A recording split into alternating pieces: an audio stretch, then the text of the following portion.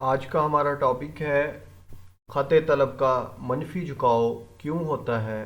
Y demand curve is negatively slow. कल हमने देखा कि खते तलब का जो झुकाव था वो मनफी था। अगर प्राइस 40 थी तो डिमांड 20 थी। प्राइस के कम होने की वजह से प्राइस 20 हुई, डिमांड में क्या हुआ था, इजाफा हो गया था। इन दोनों पॉइंट्स को मिलाया तो मेरे पास नेगेटिवली स्लोप मनफी झुकाव वाला खत तलब हासिल हुआ, जिसका नाम क्या है, डी डी या डिमांड कर्व है। आज हम देखेंगे कि इसका जो झुकाव है वो मनफी क्यों है। खत तलब का झुकाव मनफी होने का मतलब ये होता है कि कीमत कम होने पर ये नीचे की तरफ गिरने का रुझान रखता है माहिरीन की नज़र में। इसकी दर्ज झैल वजूहात हैं। Negatively sloped demand curve mean when price decrease it moves to downward. According to economists, there are following reasons of negatively sloped demand curve.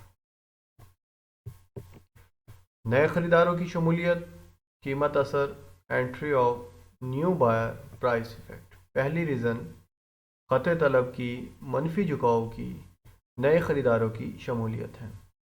जब शेयर की कीमत गिरती है तो कुछ लोग जो पहले इस शेयर को नहीं खरीद रहे थे, उन्हें ये शेयर महंगी लगती थी, अब वो भी इस शेयर को ख़रीदना शुरू कर देंगे, जिसकी वजह से इस शेयर की तलब में इजाफा हो जाएगा। Fall in the price of commodity attracts new buyer in the market, the people hesitating to purchase the commodity at higher price now start buying it after fall in price resulting an increase in demand। तो price कम होने की वजह से जो लोग पहले इसको नहीं खरीद रहे थे, अब वो भी खरीदना शुरू कर देंगे, जिसकी वजह से तलब में इजाफा हो जाएगा। सेकंड रीज़न है आमदनी असर, इनकम इफेक्ट। जब शेयर की कीमत गिरती है तो क़ुव्वत ख़रीद में इजाफा हो जाता है। जैसा कि आपकी इनकम 10 रुपीज़ है, प्राइस है 1 रुपीज़, प्राइस है 2 रुपीज़, तो आपकी परचेजिंग पावर कितनी हुई, 5। यानी कि इनकम आपकी 10 है और प्राइस 2 है, तो आप 5 कमोडिटीज़ परचेज कर सकते हैं। अगर प्राइस डिक्रीज़ हो जाए, 1 आ जाए, इनकम आपकी 10 है, अब आप कितनी चीज़ें परचेज कर सकते हैं इस इनकम में, 10। तो आपकी जो क़ुव्वत ख़रीद है उसमें इजाफा हो गया। बिलवास्ता तौर पर हम ये कह सकते हैं कि आपकी आमदनी बढ़ जाएगी और आप शेयर की तलब में इजाफा कर देंगे, क्योंकि जब लोगों की आमदनी में इजाफा होता है तब भी वो अपनी शेयर की तलब में इजाफा कर देते हैं। When price of commodity decrease, the purchasing power of consumer increase, indirect consumer real income increase। जैसा कि मैंने ये बताया, पहले आपकी रियल इनकम या रियल परचेजिंग पावर कितनी थी, 5 थी, अब आपकी कितनी हो गई है, 10। ये किस वजह से हुआ है, प्राइस के कम होने की वजह से। इन द अदर वर्ड्स, हमारी जो रियल इनकम है उसमें क्या हो गया है, इजाफा हो गया है। नॉमिनल इनकम सेम है बट रियल इनकम में क्या हो गया, इजाफा हो गया। इस्तबदाली असर, इस्तबदाल का मतलब होता है बदलना। सब्स्टिट्यूशन इफेक्ट, जब मतलूबा अशिया, मतलूबा यानी कि जो हम खरीद रहे हैं, जब मतलूबा अशिया की कीमत कम हो जाती है, मुतबादिल अशिया यानी कि जो उसका सब्स्टिट्यूट्स है उसकी कीमत में कोई तब्दीली नहीं आती, तो लोग मुतबादिल अशिया की तलब कम कर देते हैं और मतलूबा अशिया ख़रीदना शुरू कर देते हैं। When the price of required commodity fall while the price of substitutes remain unchanged, the consumer feel that this commodity is now relatively cheaper, therefore its demand increase।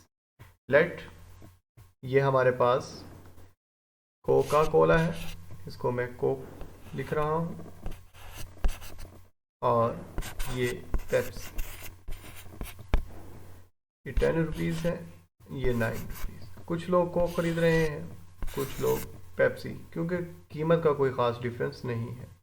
मैं मतलूबा अशिया पेप्सी ख़रीद रहा हूँ। सपोज़ कोक 10 ही रहती है और Pepsi 3 rupees की हो गई। अब इसकी कीमत में एक वाज़ेह तब्दीली आ गई है। अब जो कोक के कस्टमर हैं वो भी कीमत को देखकर पेप्सी की साइड पर मूव होना शुरू हो जाएंगे। तो इसे हम क्या कह रहे हैं, इसे हम इस्तबदाली असर कह रहे हैं। या इसके एग्जांपल हम इस तरह भी ले सकते हैं कि हम पहले खरीद रहे थे Pepsi and Coke, C for Coke, P for Pepsi. ये 10 रुपीज़ की थी और मैं पेप्सी परचेज कर रहा था। पेप्सी 12 रुपीज़ की थी। अब कोक 10 रुपीज़ की ही रहती है और पेप्सी की प्राइस 8 रुपये हो जाती है। तो अब बहुत से जो कोक के कस्टमर हैं वो इस साइड पर मूव होना शुरू हो जाएंगे, क्योंकि अब कोक की जो प्राइसेस है वो ज़्यादा है और पेप्सी की कम है। पहले पेप्सी की ज़्यादा थी और कोक की कम थी। तो इसे हम सब्स्टिट्यूशन इफेक्ट कहते हैं। इसी तरह शेयर की कीमत बढ़ने पर तलब कम होती है। इनके दरअसल वजूहात हैं, जैसा कि कीमत कम होने पर तलब ज़्यादा होती है, इसी तरह कीमत बढ़ने पर तलब कम भी हो सकती है। उसका अपोजिट केस हो जाएगा। सार्फिन शेयर को खरीदने की क़ुव्वत नहीं रखेंगे। Consumer have not purchasing power, लोगों की हकीकी आमदनी कम हो जाएगी। जो प्रीवियस केस हमने पढ़ा है उधर लोगों की हकीकी आमदनी में इजाफा हुआ था। कंज्यूमर रियल इनकम डिक्रीज, मतलूबा शेयर की कीमत में इजाफे की वजह से मुतबादिल शेयर सस्ती हो जाएगी। जैसा कि अभी मैंने एग्जांपल दिया आपको कोक और पेप्सी की। तो क्या हुआ कि पेप्सी रिलेटिवली या एब्सोल्यूट वैल्यू में सस्ती हो गई थी। अगर इसकी कीमत बढ़ जाए तो जो सब्स्टिट्यूट्स है वो हमारा सस्ता हो जाएगा। रिक्वायर्ड गुड्स बिकेम एक्सपेंसिव, यानी कि जो मतलूबा चीज़ ख़रीद रहे हैं वो महंगी हो जाएगी, लोग उसको छोड़ना शुरू कर देंगे।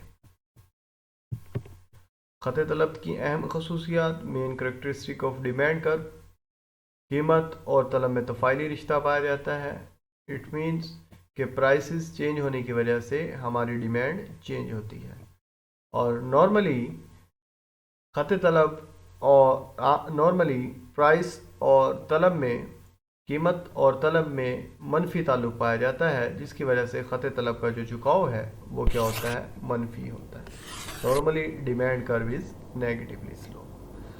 तो इंशाल्लाह कल हम shifting of demand curve, movement along the demand curve को पढ़ेंगे। तब तक के लिए स्टूडेंट्स, अल्लाह हाफिज़।